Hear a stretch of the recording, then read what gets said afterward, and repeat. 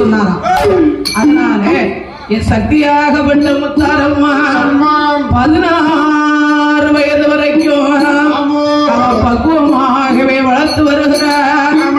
16வது நாளையிலே அம்பிகை முத்தாரம்மா அவ எப்படி இருக்கிறது தெரியுமா? 16 வயதாச்சு. 16 வயதுல என்ன நினைவு வருது? என்ன படம்? 16 வயதிலே 16 வயதிலே மயிலு. மயிலுனா தான் எல்லாத்துக்கும் பிடிக்குமே. சப்பானினா சப்புன்னு கொடுத்துட போறாங்க. அதனால அவ 16 வயதில என் அன்பிகை முத்தாரம்மா எப்படி இருக்கிற